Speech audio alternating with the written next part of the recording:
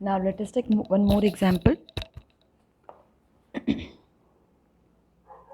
This is our question. We have to check the continuity at x equals to 1, and here f of x is, now this interval plays a very important role. You should know how to read and what is the meaning of this interval. Okay, so when x is greater than 0, when x is greater than 0 but less or equals to 1, here we exclude 0, but here since it's less as well as equal to 1, so here we will include 1. So all the values of x which are greater than 0 but less than equal to 1, we will take the value of function as 5x minus 4. And here since we have already included 1 here, so all the values which are greater than 1 and less than 2, excluding 1 and 2, between 1 and 2. So for this condition, this is the value of the function. So now function is this. We have to find whether the function is continuous at x equals to 1 or not. So first we will find left hand limit. So now limit x tends to, left hand limit means point plus. Okay, so we have to find at x equals to 1. So don't forget, don't by mistake you may write 0 plus or 0 minus. Okay, at which point we have to find? We have to find at x equals to 1. So limit x tends to 1 minus means left to the left of this 1. Okay, so value less than 1. So limit x tends to 1 minus, 1 minus means less than 1. So for less than 1, what is the definition of the question from the question? So for less than 1, this is the value of the function, 5x minus 4. Okay, now what we will do, putting x equals to 1 minus h. So as we put x tends to, here x is 1.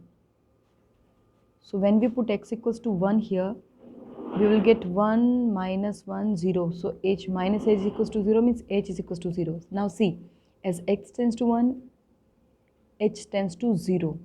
Okay, so it's not always same. Now rewrite the question. So limit h tends to 0, 5 at the place of x. Now we have 1 minus h minus 4 and a big bracket because limit for all. Okay, and through algebra, from algebra of limit of this minus limit of this. So limit h tends to 0. Here we will get 5 minus 5 is h minus 4. Limit h tends to 0. 5 minus 4 is 1. So we will get 1 minus 5h. Now we will directly put the value because we are not getting 0 by 0 form. So when we put value, we will get 1 as the answer. Now similarly, we will find right hand limit. In right hand limit, we will write limit x tends to 1 plus 1 plus means a little bit more than 1. Limit x tends to 1 plus.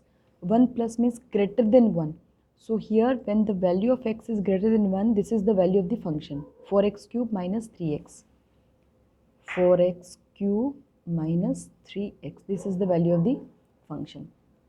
Now similarly we will put x is equals to 1 plus h, and as this x tends to 1, this h tends to 0. So limit h tends to 0. For x cube, x is now 1 plus h the whole cube minus 3, 1 plus h. Now limit s tends to 0. Use the formula a plus b the whole square, a plus b the whole cube, a cube plus b cube plus 3a square b plus 3ab square minus 3h minus 3 and minus 3h. And here also we will multiply each term by 4. So we will get 4 plus 4h cube minus 12h plus 12h square minus 3 minus 3h. Okay, now directly put the value of h 0. So we will get 4 plus 0, 0, 0 minus 3. So it's 1. Now right hand limit is also 1. Now means the limit of the function exists at 1. Now whether the function is continuous or not, for this we will find the value of the function at also value of the function at point 1. So when x is equal to 1, when x is equals to 1, the function is 5x minus 4. Okay, 5x minus 4 means 5 multiplied by 1 minus 4 means 5 minus 4, which is equals to 1.